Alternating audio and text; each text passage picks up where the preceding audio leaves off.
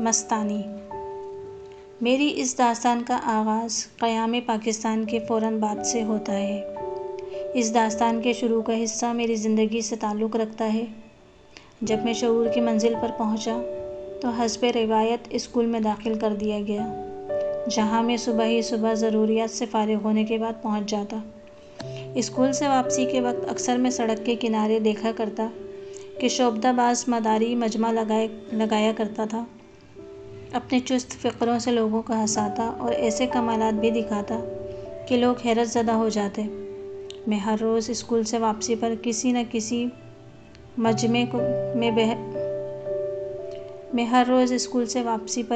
کسی مجمع میں بحیثیت تماشائی کے شامل ہو جایا کرتا تھا۔ رفتہ رفتہ مجھے ان کمالات کے سیکھنے کا شوق ہوا۔ دراصل میں سمجھتا تھا کہ یہ جنات کا کام ہے، اور یہ آدمی جو کمالات دکھاتا ہے اس کے پاس کوئی جن ہے جس سے یہ کام لیتا ہے۔ میں یہ چاہتا تھا کہ ایسے ہی کسی جن کو میں بھی تابع کر لوں اور اس سے کام لے کر اپنے دوستوں اور رشتہ داروں کو متحیر کر دوں۔ ایک دن مجمع ختم ہونے کے بعد میں نے اپنی خواہش کا اظہار ایک شوبدہ باز سے کیا تو وہ میری بات سن کر زور زور سے ہنسا، اور اس نے مجھے یہ سمجھا بجھا کر مایوس کر دیا کہ میں ابھی بہت چھوٹا ہوں، مجھے تعلیم حاصل کرنا چاہیے۔ جب میں نے بہت زیادہ ضد کی اور اس نے بھی یہ دیکھا کہ یہ بچہ ہر روز مجمع میں آتا ہے اور ایک دن مجمع میں ہی اس نے دھاگا لے کر توڑا اور پھر دوسرے ہی لمحے وہ ٹوٹا ہوا دھاگا ثابت کر دیا۔ وہ یہ شوبدہ یوں تو ہر روز ہی دکھایا کرتا تھا، لیکن اس روز اس نے یہی شوبدہ 2-3 بار دکھایا اور ساتھ ہی مجمع کو اس کا طریقہ کار بھی سمجھایا۔ دراصل ہم کو تو یہ نظر آتا تھا کہ اس نے دھاگا توڑ دیا ہے، جبکہ دھاگا ثابت اس کے ہاتھ میں ہی رہتا تھا۔ صرف دھاگے کا آخری سرا توڑ کر وہ نہایت ہی صفائی سے پھینک دیا کرتا تھا۔ اس کا یہ شوبدہ نہایت حیران کن تھا، لیکن جب مجھے اصل حقیقت کا علم ہوا کہ یہ سب ہاتھ کی صفائی کا کمال ہے تو حیرت انگیز کمالات کے سیکھنے کا شوق ختم ہو گیا۔ جنات اور پراسرار واقعات پر سے یقین بھی اس کے ساتھ ہی ختم ہو گیا۔ اب بڑے سے بڑا واقعہ بھی رونما ہو جاتا تو میں اسے کوئی اہمیت نہیں دیتا تھا۔ بہرحال ان باتوں کا مقصد اس سرگزشت کی تمہید ہے تاکہ قارئین کو اصل واقعہ سمجھنے میں آسانی ہو۔ اب میری نظر میں ہر کمال اور ہر حیرت انگیز واقعہ محض ہاتھ کی صفائی تھا، یا یوں سمجھ لیجیے کہ اب میں نیم پختہ مادہ پرست تھا۔ اصل واقعہ یوں ہے، قیام پاکستان کے بعد ہمارے خاندان کے بیشتر افراد نے اندرون سندھ رہائش اختیار کر لی اور فکر معاش میں مصروف ہو گئے۔ رانی میری خالہ زاد بہن تھی۔ حیدرآباد میں خالو کا اچھا خاصا کاروبار تھا۔ مارکیٹ میں ان کی پرچون کی دکان تھی۔ اللہ کا دیا گھر میں سب کچھ موجود تھا۔ رانی اور اس سے چھوٹا لڑکا شاہد، یہی 2 ان کی اولادیں تھیں۔ میں ان دونوں سے بڑا تھا، لیکن اس کے باوجود ہم تینوں آپس میں دوستوں کی طرح رہا کرتے تھے۔ اس کی ایک وجہ یہ بھی تھی کہ تینوں ایک ہی اسکول میں تعلیم حاصل کر رہے تھے اور چھٹیوں کے دنوں میں بھی ہم تینوں ساتھ ہی کھیلا کرتے تھے۔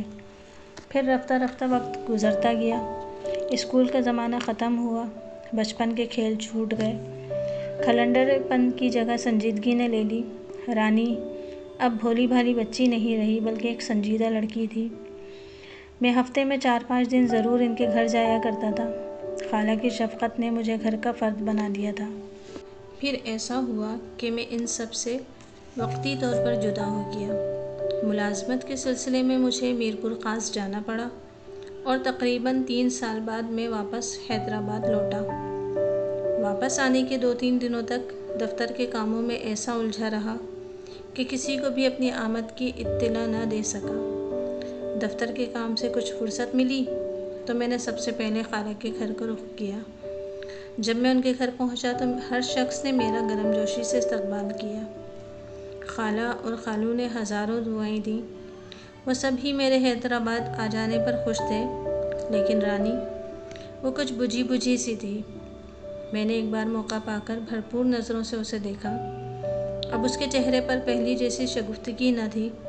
ایسا معلوم ہوتا تھا جیسے وہ ایک لمبے عرصے سے بیمار ہو، اور جب میں نے خالہ جان سے اس بارے میں پوچھا تو انہوں نے وہ بات کہی جس پر مجھے ایک طویل عرصے تک اعتبار نہیں آیا۔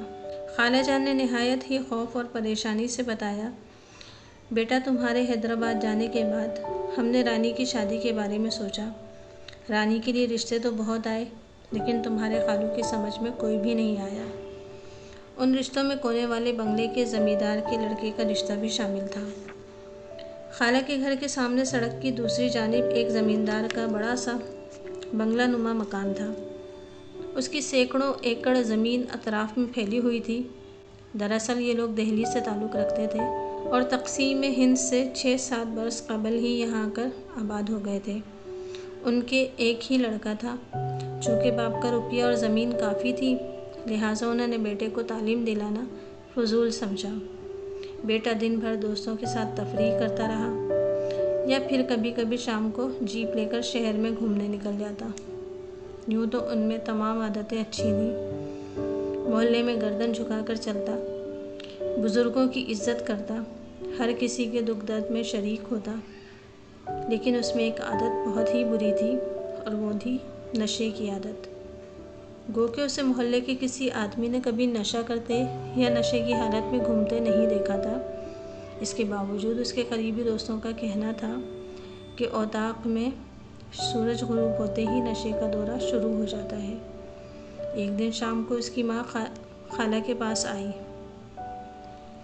اس نے جو رانی کو دیکھا تو دل و جان سے اپنی بہو بنانے کی خواہش مند ہو گئی۔ اس نے دل کی بات خالہ سے کہی۔ خالہ نے سن کر ناک بھنویں چڑھائیں اور اسے صاف صاف کہہ دیا کہ وہ اپنی بیٹی انہیں نہیں دیں گی۔ ان کے خیال میں رانی زمیندار کے گھر میں گزارا نہیں کر سکتی تھی۔ زمیندار کی بیوی نے انہیں راضی کرنے کی لاکھ کوشش کی لیکن خالہ اس کی کوئی بھی بات ماننے کو تیار نہیں ہوئی۔ پھر یہ بات خالو تک پہنچی۔ زمیندار نے خود خالو سے آ کر کہا۔ خالو کچھ تو راضی ہوئے لیکن انہیں لڑکے کی نشے والی عادت کھٹک رہی تھی۔ لڑکے نے خالو کو قسم کھا کر یقین دلایا کہ وہ شادی کے بعد نہ صرف نشہ چھوڑ دے گا بلکہ کسی بھی نشہ آور چیز کے قریب نہیں جائے گا، لیکن خالو چاہتے تھے کہ وہ شادی سے پہلے ہی اس بری عادت کو ترک کر دے۔ اصغر اس بات کے لیے بھی تیار تھا لیکن خالہ چاہتی تھی کہ یہ رشتہ کسی نہ کسی طرح سے ٹل جائے۔ آخر وہی ہوا۔ جب کسی بھی طرح سے بات نہ بنی تو زمیندار کے گھر والے خاموش ہو کر بیٹھ گئے۔ خالہ اور خالو بھی دوسرے رشتوں کی چھان بین میں مصروف ہو گئے۔ 6-7 ماہ کے بعد جب سخت گرمیوں کا موسم تھا، ایک سال پہر کو تمام گھر والے سو کر اٹھے تو رانی کی آنکھیں سرخ انگارہ ہو رہی تھیں۔ اس نے پلنگ پر بیٹھے بیٹھے چاروں جانب اجنبیوں کی مانند دیکھا۔ خالہ نے اس کی سرخ آنکھیں دیکھی تو سمجھی گرمی کی وجہ سے ہو گئی ہیں۔ وہ بڑے ہی پیار سے بولی، جا بیٹا غسل خانے میں جا کر نہا لے۔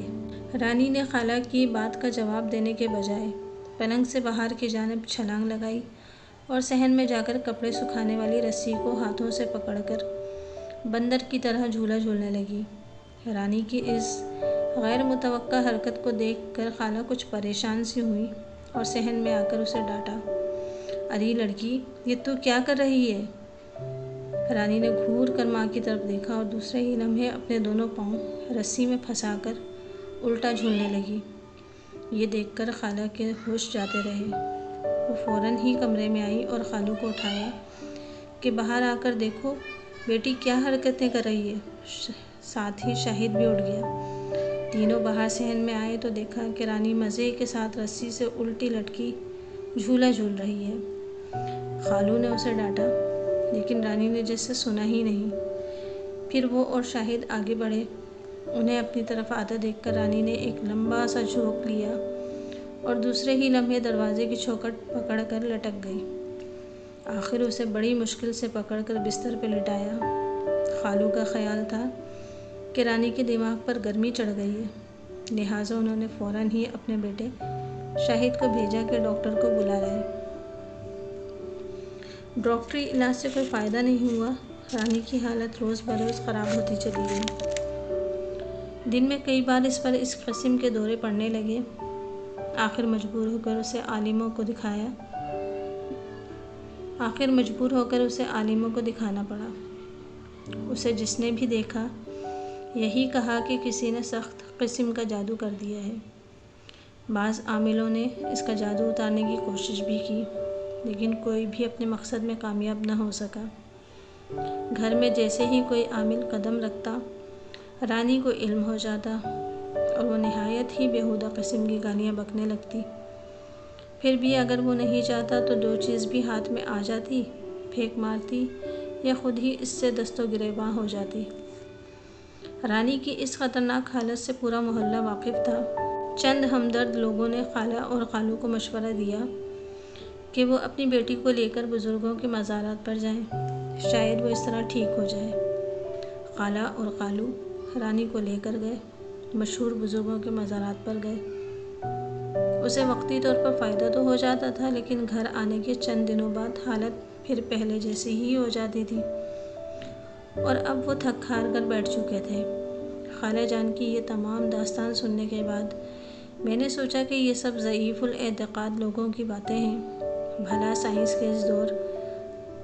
سائنس کے اس ترقی یافتہ دور میں جادو کا کیا کام؟ اس قسم کی باتیں بوڑھے لوگوں کے ذہن کی پیداوار ہوتی ہیں۔ میں نے خالو کو مشورہ دیا کہ رانی کو کسی اچھے ماہر ڈاکٹر کو دکھانا چاہیے۔ ارے بیٹا، خالہ جان پان منہ میں رکھ کر بولی، حیدرآباد اور کراچی کا کون سا ایسا ڈاکٹر ہے جسے ہم نے رانی کو نہیں دکھایا؟ ان سب کا کہنا ہے کہ لڑکی بالکل تندرست ہے، اسے کوئی مرض نہیں۔ پھر؟ اس انکشاف پر میں نے حیرت سے پوچھا، پھر کیا؟ بڑے بڑے عاملوں کا کہنا ہے کہ تمہاری بیٹی پر سایہ ہے، خالہ نے خوفزدہ لہجے میں بتایا۔ لیکن آخر اس کا علاج کیا ہے؟ میں نے جھنجھلا کر پوچھا۔ اللہ کے کلام میں بڑی ہی طاقت ہے بیٹا، خالہ نے بڑے تحمل سے کہا۔ اس سے بڑی کوئی طاقت نہیں ہے۔ ایک پیر صاحب نے فلیتے دیے ہیں، ان کی دھونی دے رہی ہوں، اللہ شفا دے۔ میں نے بات ختم کرنے کی خاطر کہا، کیونکہ اب اس معاملے میں بحث کرنا بیکار تھا۔ پھر میں نے شاہد کو باہر چلنے کو اشارہ کیا اور خالہ کے گھر سے نکل آیا۔ خالہ کے گھر سے نکل کر ہم دونوں ایک ہوٹل میں آ کر بیٹھ گئے۔ در حقیقت میں اس مسئلے پر شاہد سے مزید گفتگو کرنا چاہتا تھا۔ ہم دونوں ایک میز کے گرد بیٹھے تھے، ہمارے سامنے میز پر گرم گرم چائے رکھی ہوئی تھی۔ مجھے بتاؤ اصل قصہ کیا ہے؟ میں نے سلسلہ کلام شروع کرنے کی خاطر شاہد سے پوچھا۔ امی نے تمہیں ساری بات بتا تو دی ہے، شاہد نے مختصر سے جواب دیا، لیکن مجھے یقین نہیں آتا، ممکن ہے یہ ہسٹیریا کے دورے ہوں، میں نے کہا۔ شروع میں والد صاحب کا بھی یہی خیال تھا، شاہد چائے کا گھونٹ لے کر بولا، لیکن ڈاکٹروں کی یہ متفقہ رائے ہے کہ رانی بالکل صحت مند ہے۔ تو تمہارے خیال میں بھی رانی پر کسی کا سایہ ہے؟ میں نے پوچھا۔ خیال ہی نہیں، حقیقت یہ ہے، شاہد نے اطمینان سے جواب دیا۔ کیا مطلب؟ کیا تم بھی سائنس کے اس جدید دور میں جادو اور روحوں پر اعتبار کرتے ہو؟ میں نے اس کا مذاق اڑایا۔ بھائی جان، شاہد نے مجھے سمجھایا، یقین کیجیے پہلے میں اور ابا جی بھی ان باتوں پر اعتبار نہیں کرتے تھے، لیکن جب سے رانی باجی پر اثر ہوا ہے ہم بھی روحوں کے وجود اور جادو کے قائل ہو گئے ہیں۔ لیکن میں پھر بھی نہیں مانتا، میں نے ڈھٹائی سے جواب دیا۔ میں آپ کو مجبور تو نہیں کر سکتا، اس نے چائے کا کپ خالی کرتے ہوئے میز پہ رکھا، لیکن باجی دورے کی حالت میں جو بھی پیشن گوئی کرتی ہیں ہمیشہ صحیح ہوتی ہے۔ مثلاً؟ میں نے پوچھا۔ آج سے 1 ماہ قبل ہی باجی نے آپ کے حیدرآباد آنے کی پیشن گوئی کر دی تھی، شاہد نے بتایا۔ ہیں؟ بے اختیار میرے منہ سے نکلا۔ صرف یہی نہیں بلکہ دورے کی حالت میں ان کی آواز بھی بدل جاتی ہے، ایسا معلوم ہوتا ہے کہ باجی کے اندر سے کوئی بول رہا ہے، شاہد نے مزید انکشاف کیا۔ ناممکن، قطعی ناممکن، میں نے ٹیبل پر گھونسا مار کر کہا۔ یہ سب تم لوگوں کا وہم ہے۔ یہ سن کر وہ بیچارگی سے میرا منہ تکنے لگا۔ اچھا یہ بتاؤ اس پر دورہ کب پڑتا ہے؟ میں نے کچھ دیر سوچ کر پوچھا۔ اس کا کوئی دن مقرر نہیں، دورہ کسی بھی دن پڑ سکتا ہے، ویسے تقریباً 4 ماہ سے دورہ شام ہی کو پڑتا ہے، اس نے بتایا۔ ٹھیک ہے، میں ہر روز شام کو تمہارے گھر آیا کروں گا، میں نے فیصلہ کن لہجے میں کہا۔ میں رانی کو دورے کی حالت میں دیکھنا چاہتا ہوں۔ اس گفتگو کے بعد ہم دونوں ہوٹل سے نکل کر اپنے اپنے گھروں کو چل دیے۔ گھر آ کر میں نے رانی کے بارے میں سوچنا شروع کر دیا۔ رانی کے بارے میں خالہ اور شاہد نے جو باتیں بتائی تھیں وہ نہایت ہی حیران کن تھیں، لیکن میرا دماغ کسی بھی طرح سے انہیں تسلیم کرنے کو تیار نہیں تھا۔ جادو، سایہ، روح، یہ سب میری سمجھ سے باہر تھے۔ میں ان باتوں پر جتنا بھی غور کرتا الجھتا ہی چلا جاتا۔ اس ترقی یافتہ دور میں جب کہ انسان نے خلا کی وسعتوں میں قدم رکھ دیا ہے، یہ باتیں فضول سی نظر آتی تھیں۔ سائنسی ٹیکنالوجی نے اتنی ترقی کر لی ہے کہ عقل انسانی خود حیران ہے۔ پھر بھلا یہ کیسے ممکن ہے کہ انسان ابھی تک توہمات کے چکر میں پڑا رہے؟ خالہ اور شاہد نے مجھے جو کچھ بتایا تھا، میں اس کی مادی توجیہ تلاش کرتا رہا۔ جب میری سمجھ میں کچھ بھی نہیں آیا تو یہ فیصلہ کر کے سو گیا کہ ممکن ہے رانی کے دوروں کا عینی مشاہدہ کر کے کسی نتیجے پر پہنچ سکوں۔ اس دن کے بعد سے میں نے ہر روز شام کو خالہ کے گھر جانے کا فیصلہ کیا۔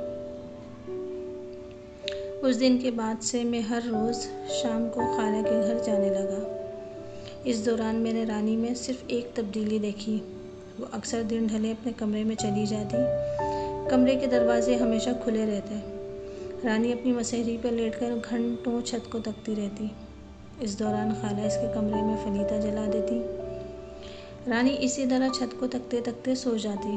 پھر تھوڑی دیر بعد ہی شاہد یا خالہ اسے آواز دیتے اور وہ اٹھ بیٹھتی، پھر باہر آ کر گھر کے کاموں میں مصروف ہو جاتی۔ خالہ کا خیال تھا کہ پیر صاحب کے فلیتوں کا یہ کمال ہے کہ روح ابھی تک رانی پر قابض نہ ہو سکی، ورنہ ہفتے میں ایک بار تو اسے دورہ پڑ ہی جانا چاہیے تھا۔ اس طرح 2 ہفتے سے زیادہ دن گزر گئے۔ پھر ایک دن جب کہ سورج نے مغرب کی سمت شفق کی لال چادر میں اپنا منہ چھپا لیا تھا، شاہد اور خالہ صحن میں بیٹھے چائے پی رہے تھے اور رانی حسب معمول اپنے کمرے میں مسہری پر لیٹی چھت کو تک رہی تھی۔ اسے ہمارے پاس سے گئے کافی دیر ہو چکی تھی۔ جوں جوں وقت گزرتا جا رہا تھا، خالہ کے چہرے پر فکر مندی کے آثار نمایاں ہوتے جا رہے تھے۔ وہ بظاہر ہم سے باتیں کر رہی تھیں، لیکن ان کی ساری توجہ رانی کی جانب تھی۔ اس دن میری طبیعت میں بھی کچھ ہیجان سا تھا۔ میں نے صرف آسیب زدہ لوگوں کے بارے میں سن رکھا تھا، خود کبھی دیکھنے کا اتفاق نہیں ہوا تھا۔ سچی بات یہ ہے کہ میں اس قسم کی حرکتوں کو محض دماغی فتور سمجھتا تھا۔ ابھی ہم لوگوں نے پوری طرح چائے بھی نہیں پی تھی کہ اچانک کمرے سے رانی کے قہقہوں کی آواز سنائی دی۔ خالہ جان گھبرا کر اس کے کمرے کی طرف دوڑیں۔ میں اور شاہد بھی ان کے تعاقب میں کمرے کی طرف گئے۔ جب ہم کمرے میں پہنچے تو رانی مسہری پر 2 زانوں بیٹھی قہقہے لگا رہی تھی۔ میں نے چند لمحے اسے دیکھا اور پھر بے اختیار رانی کہہ کر چیخ پڑا۔ اس نے اپنا نام سنتے ہی سر اٹھا کر میری جانب دیکھا۔ اف خدایا! اس کی آنکھیں دہکتے ہوئے انگاروں کی مانند سرخ تھیں۔ خوف سے میں کانپ اٹھا۔ اس نے اپنے سر کو ایک زور کا جھٹکا دیا جس سے اس کے تمام بال کھل گئے۔ میں رانی نہیں ہوں، رانی نے منمنائی ہوئی آواز میں جواب دیا، اور اس کے ساتھ ہی میں اپنی جگہ پر دم بخود رہ گیا، کیونکہ یہ آواز رانی کی نہیں تھی۔ پھر اس نے ہوں ہوں کی لمبی آواز کے ساتھ اپنے سر کو زور زور سے گھمانا شروع کر دیا۔ اب اس پر عجیب طرح کی جنونی کیفیت طاری تھی۔ وہ پوری قوت سے جھوم رہی تھی اور اس کے ساتھ ہی ہوں ہوں کی آواز بھی بلند ہوتی جا رہی تھی۔ اس کے سر کے بالوں سے ایک مسحور کن خوشبو نکل رہی تھی۔ جب آواز کافی بلند ہو گئی تو خالہ جان نے ایک فلیتا جلایا اور رانی کے ناک کے سامنے کر دیا۔ ہٹاؤ اسے! رانی نے گرجدار آواز میں کہا۔ میں اس طرح بھاگنے والا نہیں۔ اور پھر پہلے ہی کی طرح تیزی سے جھومنے لگی۔ فلیتا جلد ہی ختم ہو گیا۔ خالہ جان دوسرا فلیتا جلانے کی کوشش کرنے لگی، لیکن اس دوران رانی نے دوبارہ قہقہے لگانے شروع کر دیے اور چند منٹ بعد وہ پلنگ پر لیٹ کر لمبے لمبے سانس لینے لگی۔ ایسا معلوم ہوتا تھا جیسے وہ سو رہی ہو۔ رانی کی اس عجیب حالت نے مجھے اپنے خیالات بدلنے پر مجبور کر دیا۔ میں کبھی بھی آصف کا قائل نہ ہوتا تھا اگر رانی مردانہ آواز میں بات نہ کرتی۔ یہ آواز کس کی تھی؟ کہاں سے آئی؟ میں جتنا سوچتا الجھتا چلا جاتا۔ آخر میں نے فیصلہ کر لیا کہ رانی کے آصف کی حقیقت معلوم کر کے ہی دم لوں گا۔ اس کی خاطر میں نے نفسیاتی کتابوں کا مطالعہ شروع کر دیا اور رانی کو ہر طریقے سے آزمایا۔ وہ جب نارمل ہوتی تو اسے دورے کی کوئی بھی بات قطعی یاد نہیں رہتی۔ البتہ وہ اتنا ضرور بتاتی تھی کہ دورے سے قبل اسے ایک ایسا جانور نظر آتا ہے جس کے ہاتھ پاؤں بندر کی طرح ہیں اور باقی تمام جسم انسانوں جیسا ہے۔ وہ شخص، یہ جانور جس کے ہاتھ پاؤں بندر نما ہے، نہایت حسین ہے۔ وہ جب بھی نمودار ہوتا ہے ایک عجیب طرح کا رقص کرتا ہوا نمودار ہوتا ہے۔ ایک تو اس کا حسن، اوپر سے اس کا دل فریب رقص رانی کو مدہوش کر دیتا ہے۔ وہ ہستی کچھ دیر تک رانی کے سامنے رقص کرتی رہتی ہے اور جب رانی پورے انہماک سے رقص دیکھنے لگتی تو اسے تن بدن کا ہوش نہیں رہتا۔ رانی کے اس بیان کی روشنی میں چند عاملوں سے میں نے بات کی۔ انہوں نے بتایا کہ یہ ہندوؤں کے ہنومان جی ہیں جنہیں رانی پر مسلط کر دیا گیا ہے۔ اس کے علاوہ مجھے کوئی ایسی بات نہیں مل سکی جس کی وجہ سے رانی کے دوروں کی معقول توجیہ پیش کر سکتا۔ آخر مجبور ہو کر میں نے روحانیت کا سہارا لیا۔